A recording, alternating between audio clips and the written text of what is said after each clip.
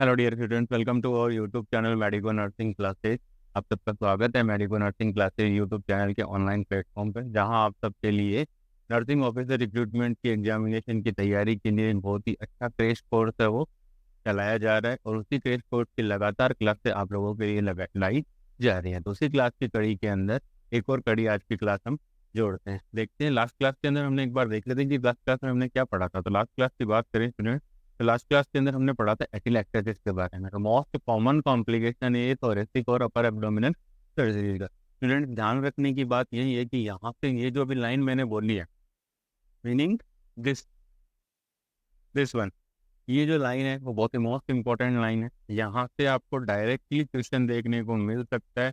तो प्लीज थोड़ा सा इसको सीरियसली लेकर के पढ़िएगा, याद रखिएगा। यहाँ से डायरेक्टली आप लोगों को एमसीक्यू देखने को मिल सकता है और बहुत बार ये एमसीक्यू आप लोगों को देखने को मिलेगा और मिलता है। ठीक है, तो क्लास के अंदर हमने देखा था एटिलेक्टेसिस के बारे में, देखा था उसके रिस्क फैक्टर्स के बारे में, देख लिया था कि वो किस प्रकार से कॉज हो रहा है। नेक्स्ट हमने देखा था सिम्टम्स ऑफ एटिलेक्टेसिस, किस प्रकार से एटिलेक्टेसिस अगर किसी इंडिविजुअल के अंदर हो जाता है तो उस इंडिविजुअल के अंदर कौन कौन से सिम्टम्स है वो आते हैं और उन सिम्टम्स के बेसिस पे कैसे हमें ट्रीटमेंट करना है। ठीक है, नेक्स्ट हमने डायग्नोस्टिक टूल्स के बारे में देखा था कि क्या क्या डायग्नोस्टिक टूल हो सकते हैं। तो उसमें टेस्ट एक्सरे इंपॉर्टेंट है और ब्रोंकोस्कोपी इंपॉर्टेंट है।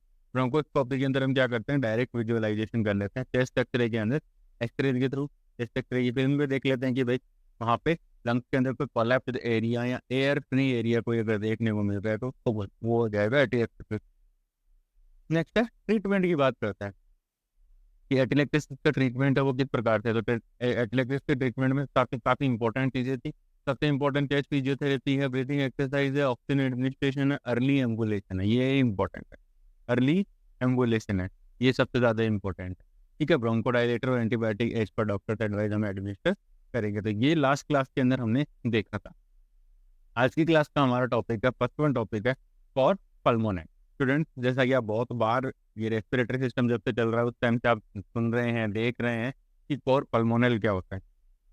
ठीक है, तो कोर पल्मोनल की बात करते हैं स्टूडेंट। तो कोर पल्मोनल एक ऐसी कंडीशन है जिसके अंदर क्या होता है, चेंजेज होते हैं किसमें, राइट एट्रियम की,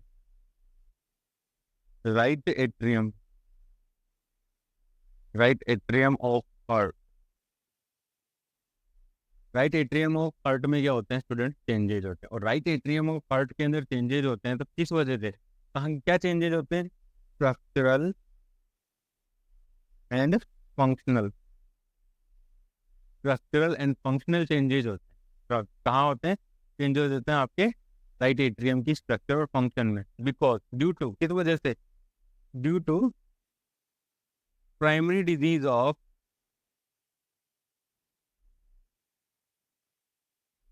due to primary disease of, disease of respiratory system, respiratory system, respiratory system की प्राइमरी डिजीज होने की वजह से, यानी कि रेस्पिरेटरी सिस्टम की डिजीज होने की वजह से अगर राइट एट्रियम की स्ट्रक्चर और फंक्शन के अंदर अगर कोई चेंजेज हो रहे हैं, अगर राइट एट्रियम की स्ट्रक्चर और फंक्शन में अगर कोई चेंजेज हो रहे हैं स्टूडेंट, तो उस कंडीशन को हम क्या कहते हैं, फॉर पल्मोनरी। तो देखिए, ठीक है, अल्ट्रेशन कहाँ हुए, राइट एट्रियम के स्ट्रक्चर और फंक्शन में, किसकी फंक्शन और फंक्शन और स्ट्रक्चर में चेंज हुए, right atrium, right ventricle, sorry sorry, right ventricle. मैंने यहाँ पे आप लोगों को एट्रियम एट्रियम बता दिया तो उसके लिए सॉरी। ठीक है, right ventricle, right ventricle, right ventricle of heart में जब चेंजेज हो रहे हैं, किस वजह से चेंजेज है, mainly cause by the respiratory disorder, cause by respiratory disorder, किसी रेस्पिरेटरी डिसऑर्डर की वजह से राइट वेंट्रिकल के स्ट्रक्चर और फंक्शन में अगर कोई चेंजेज हो रहे हैं तो वो कंडीशन क्या कहलाती है, कोर पल्मोनल। ठीक है स्टूडेंट, और ये कॉम्प्लिकेशन आता है cor pulmonale, cor pulmonale develop mostly, develop mostly, mostly as a complication, develop mostly as a complication. ये एज ए कॉम्प्लिकेशन ये डेवलप होता है, most commonly as a complication ही डेवलप होता है जब जब लंग्स में ऐसा कोई डिसऑर्डर होता है जिसकी वजह से क्या होता है, प्रेशर बढ़ता है पल्मोनरी वेसल्स के अंदर और उस वजह से वहाँ पे क्या कोई होता है, जो राइट वेंट्रिकल है उसके स्ट्रक्चर और फंक्शन के अंदर क्या कोड कर दिए जाते हैं, चेंजेस कोड कर दिए जाते हैं, जिसकी वजह से वहाँ पर क्या होता है स्टूडेंट, और पल्मोनल डेवलप हो जाएगा। और पल्मोनल का मेन इंपॉर्टेंट और मोस्ट कॉमन कोज क्या है, वो है pulmonary hypertension. Pulmonary hypertension is the main cause. याद रखिएगा, यहाँ से आप लोगों के लिए एमसीक्यू बन सकता है कि what is the most common cause of cor pulmonale. Cor pulmonale का मोस्ट कॉमन कोज क्या है, ठीक है। तो ये आप लोगों के लिए मोस्ट है और एक एमसीक्यू बन सकता है। आप लोगों को क्या है, ये इम्पोर्टेंट है और साथ ही साथ में ये क्या बन सकता है, एमसीक्यू भी ये बन सकता है स्टूडेंट, ठीक है। पहला दूसरी बात ये कि ऊपर जो फर्स्ट वन जो लाइन लिखी हुई है उस लाइन के अंदर भी आप लोगों के लिए एमसीक्यू है। एमसीक्यू है, ये सीधा का सीधा आपसे पूछा जा सकता है कि changes in the function and structure of right ventricle due to the respiratory disorder is known as, ये किससे कहा जाता है, इसे क्या कहा जाएगा, फॉर पल्मोनल कहा जाता है स्टूडेंट, इसे कोर पल्मोनल कहा जाता है। तो ये इंपॉर्टेंट, दोनों लाइनें काफ़ी इंपॉर्टेंट है। आई होप आप लोगों को समझ में आई होंगी। अगर किसी भी स्टूडेंट को कोई डाउट है तो प्लीज़ आप मुझे कमेंट सेक्शन में जरूर बताइए, मैं डेफिनेटली उसका आंसर करूँगा। और अगर और दूसरे इंपॉर्टेंट कॉजेज की अगर हम बात करें, दूसरे इंपॉर्टेंट कॉजेज की अगर हम बात करें तो पल्मोनरी एम्बोलिज्म और एक्यूट रेस्पिरेटरी डिस्ट्रेस सिंड्रोम, ठीक है। अक्यूट पल्मोनरी क्या क्या हो सकते हैं, pulmonary embolism and acute respiratory distress syndrome. Acute respiratory distress syndrome में आपको पढ़ा चुका हूँ क्रेश कोर्स की क्लासों में। अगर किसी भी स्टूडेंट को कोई डाउट है तो प्लीज आप मुझे कमेंट सेक्शन में पूछ, ठीक है। साथ ही साथ में पल्मोनरी एम्बोलिज्म, पल्मोनरी एम्बोलिज्म का मतलब है, पल्मोनरी एम्बोलिज्म का मतलब होता है इसका पल्मोनरी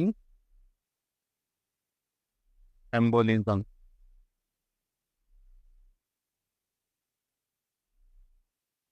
पल्मोनरी एम्बोलिज्म का मतलब क्या होगा स्टूडेंट, पल्मोनरी एम्बोलिज्म का मीनिंग ये होता है student, thrombus block the, thrombus block the, किस चीज को ब्लॉक करेगा, thrombus block the pulmonary vessel,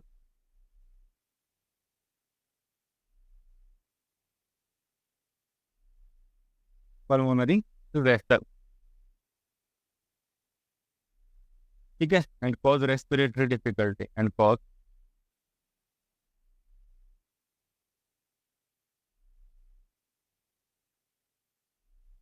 respiratory. Pulmonary embolism क्या होता है, अगर कोई थ्रोम्बस है वो अगर आपका डीप वेन थ्रोम्बोसिस, इंपॉर्टेंट चीज कि pulmonary embolism is a develop as a result of complication, result as a result of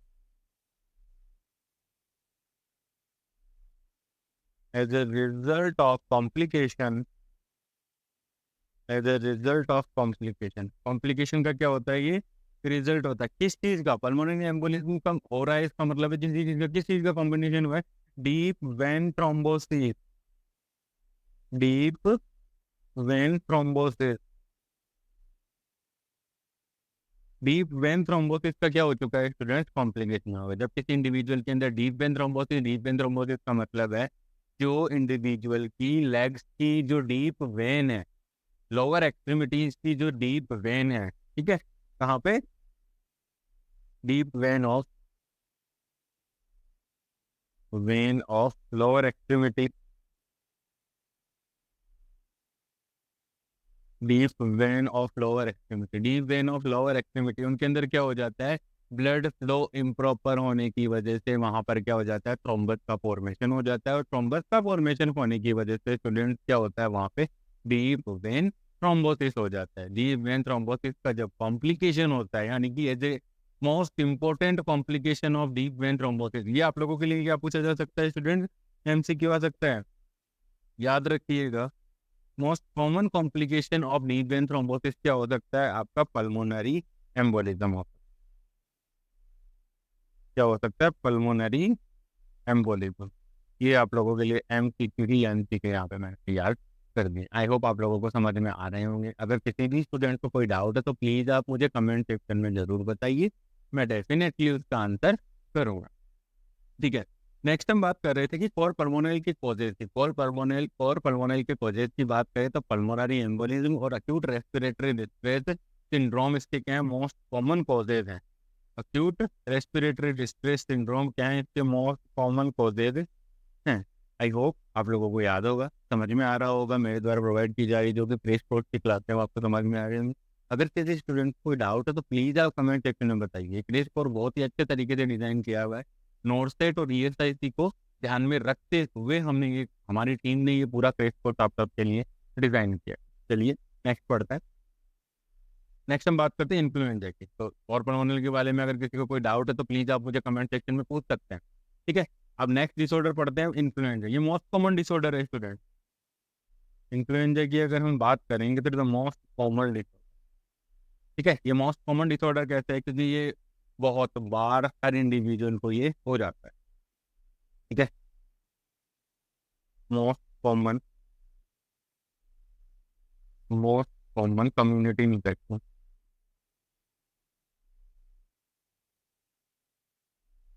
most common community infection, ये मोस्ट कॉमन कम्युनिटी का इन्फेक्शन होता है, ठीक है। और ये किस वजह से होता है, इन्फ्लुएंजा होता है, इन्फ्लुएंजा वायरस की वजह से। तो किसकी वजह से हुआ है, इन्फ्लुएंजा वायरस की वजह से हुआ है। तो ये इंपॉर्टेंट चीज़ है, याद रखनी है, ठीक है। बहुत बार आप लोगों से पूछा जा सकता है कि what is the most common cause of influenza. Influenza का मोस्ट कॉमन कॉज क्या है, वायरस है। याद रखना, वायरस के थ्रू या वायरस की वजह से ही इन्फ्लुएंजा होता है, ठीक है। और कौन सा वायरस, इन्फ्लुएंजा वायरस, ठीक है। तो यहाँ पे एक एमसीक्यू आप लोगों के लिए मैं बना हुआ, देखना कि इन्फ्लुएंजा इज कॉज बाय, किसके द्वारा ये कॉज की जाती है, ठीक है। इन्फ्लुएंजा इज कॉज बाय, किसके द्वारा ये कॉज की जाती है, हो सकता है अब आपसे सवाल पूछे जाएंगे, bacteria,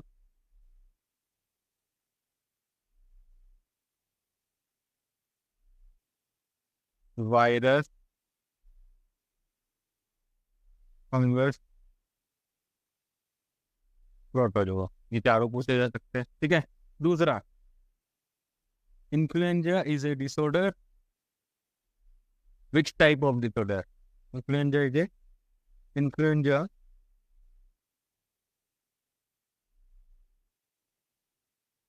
influenza is a which type of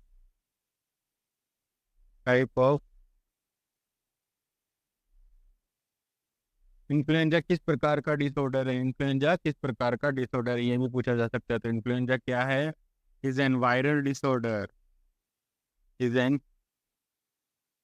viral disorder,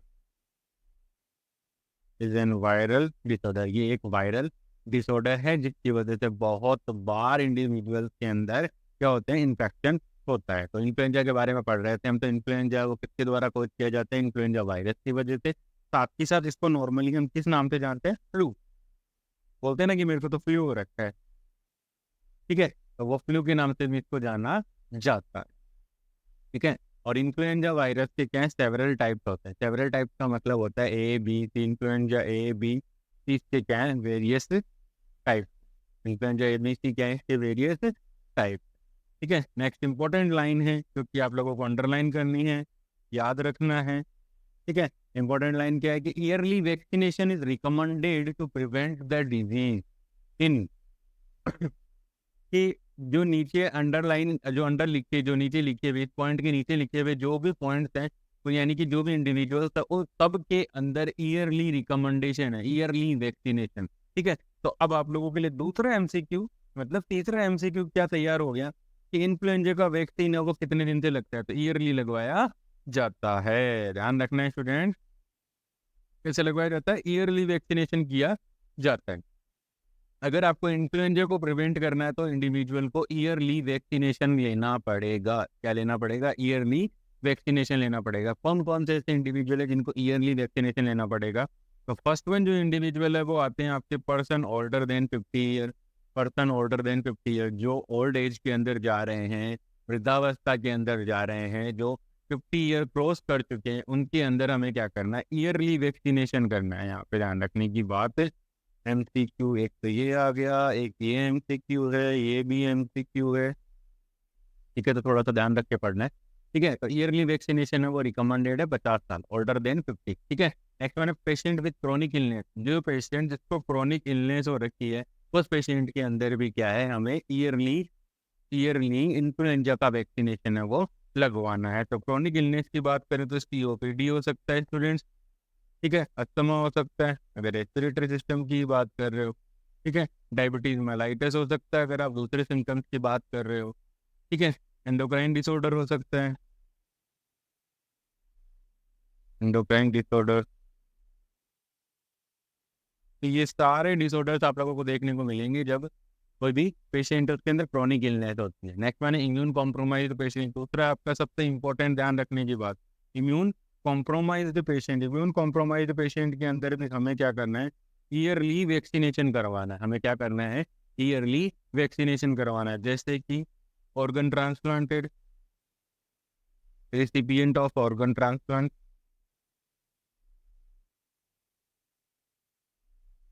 recipient of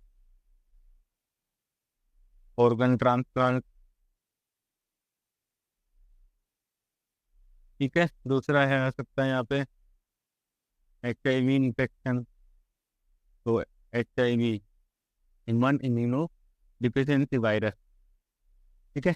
HIV virus के अंदर क्या होता है स्टूडेंट, इम्यून सिस्टम है वो कम हो जाता है, CD4 सेल्स का काउंट कम हो जाता है, जिस वजह से वहाँ पर क्या होता है, बहुत सारे इन्फेक्शन वो डेवलप हो जाते हैं। और उसी वजह से पेशेंट का जो इम्यून सिस्टम है वो बिल्कुल डिस्ट्रॉय हो चुका होता है। अगर आपसे कोई पूछे कि HIV एड्स के पेशेंट के अंदर मोस्ट कॉमनली कौन सी सेल्स अफेक्ट होती है, तो CD4 सेल्स का काउंट है वो अफेक्ट होता है। क्या होता है, CD4 cells count decrease. CD4 cells का काउंट है वो क्या हो जाता है, डिक्रीज। ठीक है। आपको ध्यान रखना है इस चीज का, और यहाँ से आप लोगों के लिए MCQ पूछा जा सकता है। ठीक है। तो ये है कि कौन कौन से ऐसी कंडीशन है जिन कंडीशन के अंदर ईयरली वैक्सीनेशन लेना चाहिए। साथ सबसे important, health care professional, health care professionals को ईयरली इन्फ्लुएंजा का वैक्सीन है वो लगना चाहिए। हेल्थ केयर प्रोफेशनल्स को क्यों लगना चाहिए student, because health care professional, health care provider, मान लो हेल्थ केयर प्रोवाइडर, हम भी सारे हेल्थ केयर प्रोवाइडर थी जो हॉस्पिटल में काम करते हैं, चाहे वो किसी भी प्रकार का काम हो रहा होगा, लेकिन सारे के सारे हम हेल्थ केयर प्रोवाइडर है। हॉस्पिटल क्या होता है, एक हेल्थ केयर प्रोवाइडर इंस्टीट्यूट होता है, हेल्थ केयर प्रोवाइडर इंस्टीट्यूट होता है, और उसमें काम करने वाले सारे लोग हेल्थ केयर प्रोवाइडर होते हैं जो पेशेंट की डिजीज के अंदर उसको ठीक करने का काम करते हैं। एक सफाई कर्मचारी से लेकर के HOD, head of the department, जो भी डॉक्टर्स होते हैं, उन तक सारे लोग आपके हेल्थ केयर प्रोफेशनल्स के अंदर इंक्लूड किए जाएंगे, because they are trying to treat the disease, they are staying all time with the patient. वो हमेशा पेशेंट के साथ रहते हैं और पेशेंट के साथ काम करते हैं उसको ठीक करने के लिए। तो हेल्थ केयर प्रोफेशनल्स है, उनके अंदर क्या है, ईयरली वैक्सीनेशन करना है। बिकॉज क्यों करना पड़ता है, health care professional are expose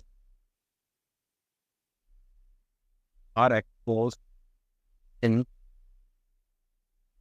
various type of in various type of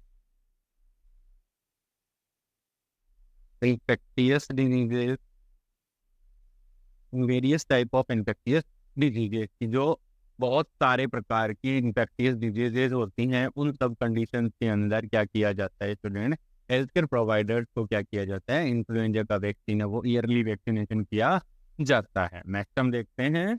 I hope आप लोगों को समझ में आ रहा होगा। अगर किसी भी स्टूडेंट को कोई डाउट है तो प्लीज़ आप मुझे कमेंट सेक्शन में बता सकते हैं, मैं दोबारा उस चीज़ को एक्सप्लेन करूंगा। ये मेरा प्रॉमिस है, वादा है आप सबसे। ठीक है। नेक्स्ट इंपॉर्टेंट पॉइंट जो बोल्ड करके लिखा हुआ है, जिसको अभी हाईलाइट भी किया जा रहा है, वो एक इंपॉर्टेंट पॉइंट है कि पीपल, इन्फ्लुएंजा का वैक्सीन है वो कॉन्ट्रा इंडिकेटेड है। किसमें कॉन्ट्रा इंडिकेटेड है, उन इंडिविजुअल्स के अंदर कॉन्ट्रा इंडिकेटेड है जिनको क्या है, एग एलर्जी, जिनको क्या है, एग एलर्जी है। क्योंकि इन्फ्लुएंजा का जो वैक्सीन है वो एग से प्रिपेयर किया जाता है, वो एग से प्रिपेयर किया जाता है। इसलिए ये एक इम्पोर्टेंट MCQ और इम्पोर्टेंट की पॉइंट है आप सबके लिए, तो ध्यान में रखने की बात है स्टूडेंट, बहुत बहुत इंपॉर्टेंट पॉइंट है। ठीक है। Because vaccine is vaccine is prepared from the vaccine is prepared from the spores of the virus. ठीक है, स्पोर्स। इसलिए अगर किसी इंडिविजुअल के अंदर एक एलर्जी है तो उस इंडिविजुअल के अंदर हमें कभी भी इन्फ्लुएंजा का वैक्सीन है वो नहीं लगाना है। इन्फ्लुएंजा का वैक्सीन है ईयरली रिकमेंडेड किया गया है, जो मैंने अभी आप लोगों के साथ डिस्कस कर लिया है। नेक्स्ट हम बात करते हैं इन्फ्लुएंजा के सिम्टम्स की बात करते हैं। हम क्या बात करते हैं? इन्फ्लुएंजा के सिम्टम्स। इन्फ्लुएंजा के अगर सिम्टम्स की आप बात करते हो स्टूडेंट, इन्फ्लुएंजा के सिम्टम्स की अगर आप बात करते हो तो नॉर्मली जो जुकाम के सिम्टम्स होते हैं वो सारे इसके अंदर आपको लिखने हैं। जैसे कि फीवर भी हो जाता है सर, ठीक है, पेशेंट का बॉडी टेम्परेचर भी एलिवेट हो जाता है, खांसी भी हो जाती है, पेशेंट को कफ भी रहता है, ठीक है, मसल्स पेन, पेशेंट को मसल्स का पेन रहता है, माइल्जिया, मसल्स पेन को क्या कहते हैं? माइल्जिया।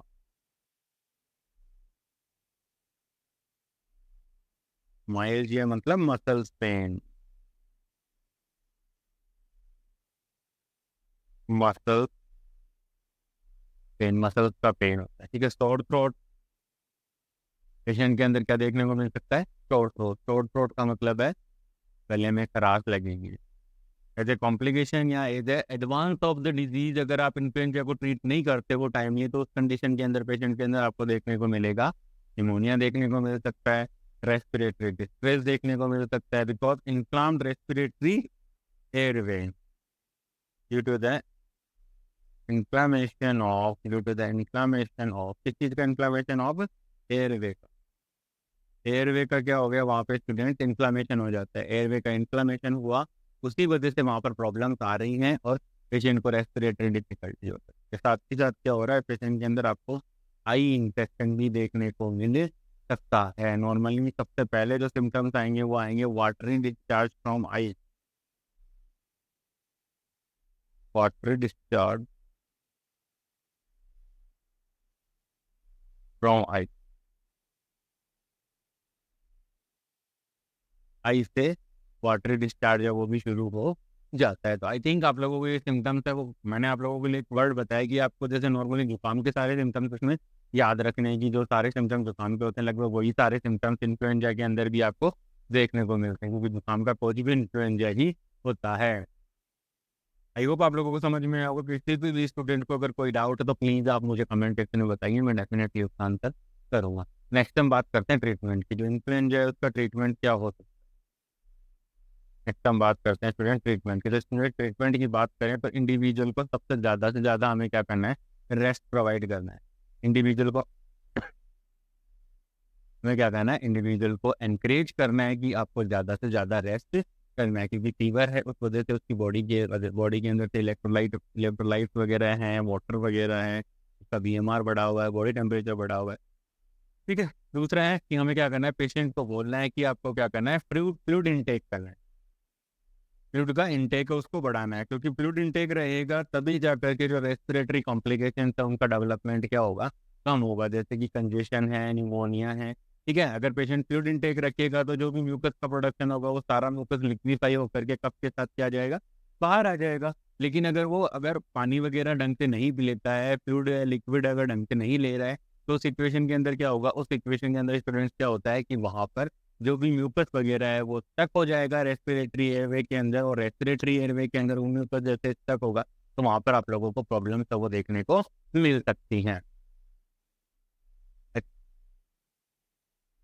नेक्स्ट हमें क्या करना है? एज ए नर्सिंग ऑफिसर हमारी ड्यूटी रहेगी कि हमें क्या करना है? लंग साउंड को असिस्ट करना है। असिस्ट लंग साउंड को असिस्ट करना क्यों जरूरी है? क्योंकि हमने इन्फ्लुएंजा के सिम्टम्स पे बात करी थी कि में कॉज न्यूमोनिया, में कॉज न्यूमोनिया। न्यूमोनिया का मीनिंग क्या होता है वैसे स्टूडेंट? न्यूमोनिया का मीनिंग होता है inflammation of lung parenchyma.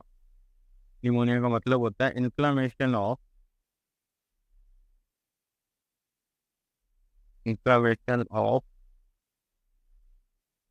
Lung parenchyma.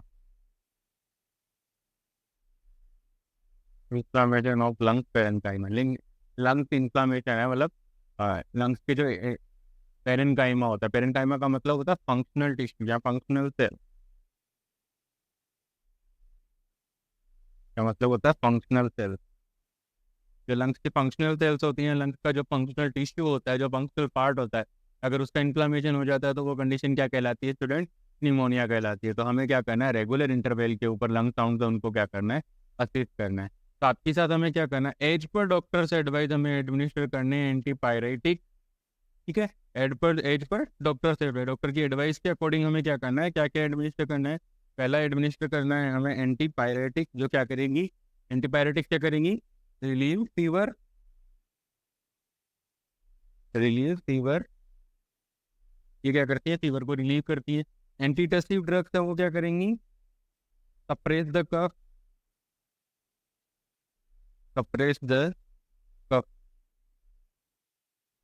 कफ को सप्रेस करेंगी। एज पर डॉक्टर्स इंस्ट्रक्शन हमें ये सारी मेडिकेशन है वो देनी होती है। इसमें हम दे सकते हैं आपके NSAID, non steroidal anti inflammatory drugs हम दे सकते हैं। सप्रेस द कफ में हम एम्ब्रोक्सोल वगैरह दे सकते हैं। ठीक है, तो ये मोस्ट कॉमन मेडिकेशन है जो कि यूज की जाती है in the treatment of influenza. Next है एडमिनिस्टर द एंटीवायरल ड्रग। अगर वायरल कोज आपने आइडेंटिफाई कर लिया है कि इन्फ्लुएंजा है, वो इन्फ्लुएंजा ये कम्प्लीटली वो वायरल वायरल की वजह से है, तो वायरस की वजह से होता है नॉर्मल इन्फ्लुएंजा। तो वायरल कोज है, उसको ट्रीट करने के लिए हम क्या करेंगे, एडमिनिस्टर द एंटीवायरल ड्रग। हम क्या करेंगे, पेशेंट को एंटीवायरल ड्रग हम वो एडमिनिस्टर करेंगे। क्या करेंगे, एंटीवायरल ड्रग तो उनका एडमिनिस्ट्रेशन करना होगा। तो एंटीवायरल ड्रग से एडमिनिस्टर करेंगे तो उस सिचुएशन के अंदर आप देखोगे एंटीवायरल ड्रग है उनको हमें एज पर डॉक्टर्स एडवाइस हमें क्या करना है, उनको एडमिनिस्टर करना है ताकि पेशेंट का जो वायरल इन्फेक्शन है वो ट्रीट हो सके और पेशेंट को रिलीव मिल सके।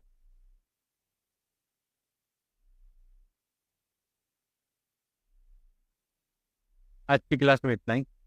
आई होप मेरे द्वारा प्रोवाइड की जा रही क्रेश कोर्स की क्लासें आपकी नर्सिंग ऑफिसर रिक्रूटमेंट एग्जामिनेशन के प्रिपरेशन को और भी अच्छा बना रही होंगी।